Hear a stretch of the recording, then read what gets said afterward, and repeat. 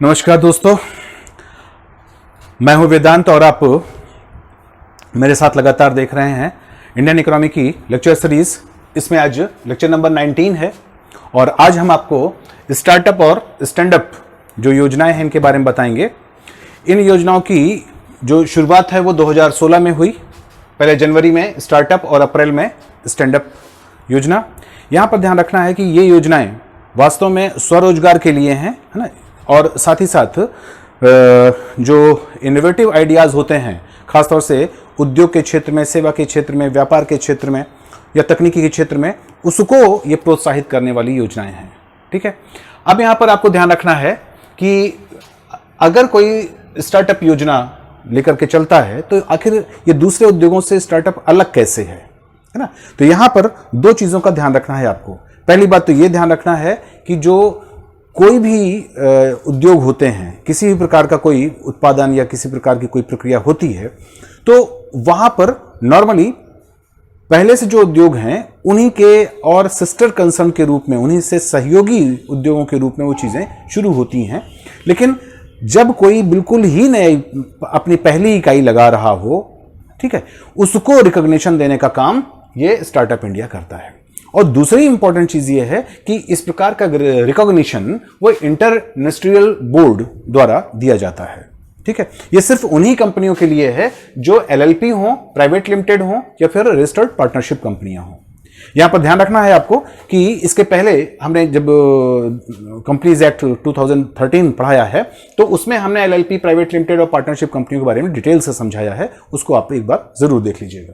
ठीक है, यहां पर यह याद रखना है आपको कि कोई भी इस प्रकार की कंपनी जो स्टार्टअप के अंतर्गत रिकॉग्नाइज होगी, उसका रजिस्ट्रेशन 7 साल से पहले का नहीं होना चाहिए। ठीक है, यानी वो कंपनी मैक्सिमम 7 साल पुरानी होनी चाहिए। हां, अगर वो बायोटेक से संबंधित है तो उसका रजिस्ट्रेशन 10 साल तक का हो सकता है ना।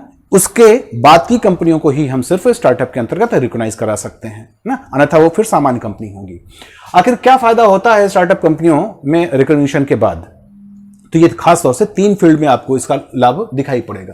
पहली चीज, इसमें प्रक्रियागत सरलीकरण होता है, यानी सिंप्लीफिकेशन, है ना, जो प्रोसीजरल सिंप्लीफिकेशन है वो मिल जाता है। दूसरी बात फंडिंग, और तीसरी बात मेंटरशिप, है ना, ये यानी गाइडेंस, किसी प्रकार का एक संरक्षण, है ना, वो उपलब्ध हो जाता है। ये 3 इस चीजें इसको दूसरे और उद्योगों से अलग कर देती हैं, है ना। तो पहले हम लोग बात करें प्रोसीजरल सिंप्लीफिकेशन या प्रक्रियागत सरलीकरण का।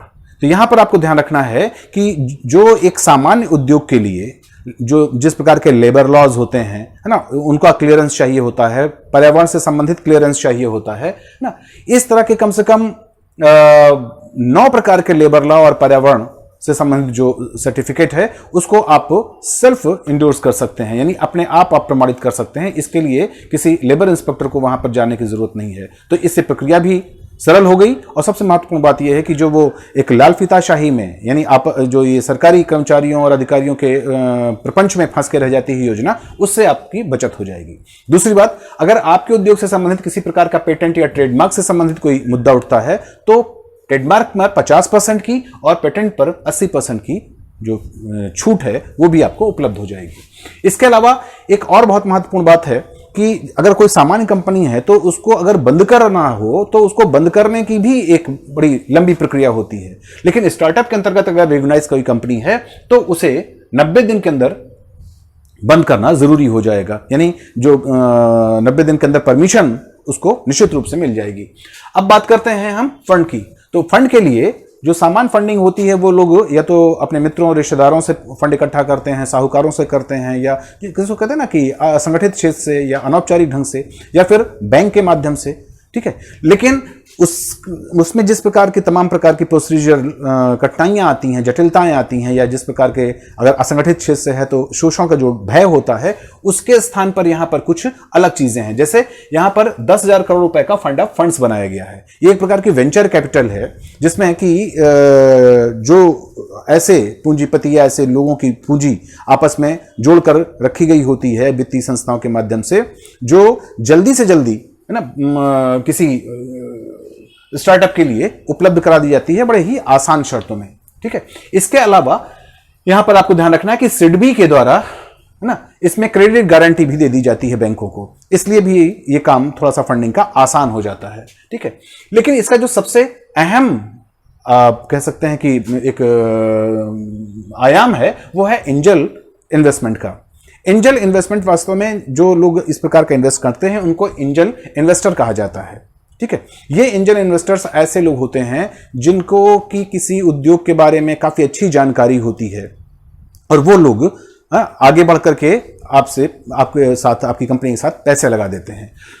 अब जैसे हम एक उदाहरण दें तो आपको ज्यादा अच्छी तरह से समझ में आ जाएगा। जैसे रिटायरमेंट के बाद रतन टाटा जी ने ना कई स्टार्टअप कंपनियों में कुछ पैसे उन्होंने एंजल इन्वेस्टर के रूप में लगा दिए ना, यानी कुछ पैसे लगा दिए। ये तो स्वाभाविक है कि उन कंपनियों के लिए वो क्या हो गए, एक देवदूत जैसे हो गए, एंजल की तरह हो गए, और उन्होंने उस पर कुछ पैसे लगाए। अब स्वाभाविक है कि अगर रतन टाटा जैसा आदमी अगर लगाएगा पैसा तो वो न केवल अपने पैसे की सुरक्षा चाहेगा बल्कि साथ ही साथ जो जिस कंपनी से जुड़ा हुआ है उस कंपनी का भी भला चाहेगा। और इसके लिए वो क्या क्या करेगा, वो कुछ ना कुछ उसको परामर्श देगा, वो उसका जो उसके पास उसका अपना बिजनेस वर्ल्ड में जो प्रभाव है उसका सकारात्मक लाभ उसे दिलवाएगा ना, उसको गाइडेंस देगा। तो अपने आप अनौपचारिक ढंग से वो उस कंपनी के साथ जुड़ जाएगा। अगर वो जुड़ गया तो वो न केवल पूंजी के पॉइंट ऑफ व्यू से, पूंजी निवेश के पॉइंट ऑफ व्यू से, बल्कि उसको सलाह और तमाम प्रकार की तकनीकी ढंग से भी उसको मदद करता रहेगा। यहां पर संदर्भ है इसलिए ध्यान रखिएगा, इस प्रकार के एंजल इन्वेस्टर्स को जो लाभ मिलता है, क्योंकि ये लोग भी आसान शर्तों पर पैसा लगाते हैं ये जरूर है, लेकिन कुछ ना कुछ तो प्रतिफल के लिए ही लगाते हैं। तो जो उनको लाभ मिलता है उस पर जो टैक्स लगाया जाता था उसको एंजल टैक्स कहा जाता है। ठीक है, लेकिन एंजल टैक्स को अभी स्लोडाउन को देखते हुए रोक दिया गया है। इसके अलावा तमाम प्रकार के इसमें टैक्स बेनिफिट भी मिलते हैं, है ना। जैसे कि अगर इनकम टैक्स की बात करें तो इनकम टैक्स में वो 7 साल का जो पीरियड है इसमें कभी भी 3 साल इनकम टैक्स से आप एग्जम्पशन ले सकते हैं। ठीक है, इसके अलावा मेंटरशिप या जो गाइडेंस की जहां तक बात है तो इसके लिए एक शब्द यूज किया जाता है इंक्यूबेटर सर्विसेज। इंक्यूबेटर सर्विसेज का मतलब ऐसी सर्विसेज है जो उस कंपनी की तकनीकी को लेकर के या उसके मार्केटिंग को लेकर के या उसको कुछ किसी प्रकार की जो कैपिटल होती है उसकी सहायता को लेकर के या उसमें किसी प्रकार की मशीन इत्यादि की सहायता के संदर्भ में इस प्रकार की सेवाएं उपलब्ध कराई जाती हैं, है ना। जैसे बहुत से जो IITs हैं ना, उन्होंने इस तरह की इंक्यूबेटर सर्विसेज उपलब्ध कराने की कोशिशें की हैं। कुछ इसी तरह से और भी संस्थाएं हैं ना, या तकनीकी संस्थान हैं जो स्टार्टअप इंडिया के तहत जो उद्योग आते हैं उनको अपनी सेवाएं देते हैं। इसको एक और छोटे से उदाहरण से समझ सकते हैं। फर्ज करिए कि कोई स्टार्टअप इंडिया के अंतर्गत कोई काम करना शुरू करता है और उसके पास कंप्यूटर नहीं है ना, या जितने कंप्यूटर चाहिए उतने नहीं है, तो ऐसे में कोई कंप्यूटर इंस्टीट्यूट है ना उसको कंप्यूटर की सेवाएं उपलब्ध करा सकता है बहुत सस्ते दामों में, और खुद उसका जो ऑपरेशन है वो भी कर सकता है।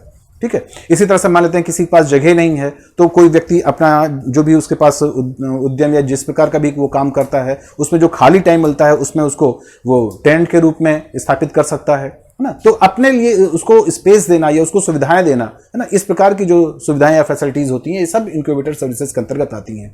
या किसी भी प्रकार की उसको सलाह देना या उसका मार्गदर्शन करना, है ना, चाहे वो तकनीकी के तौर पर हो, चाहे वो सर्विसेज के रूप में हो, कमोडिटी के रूप में हो, ये सब इसके अंतर्गत आती हैं।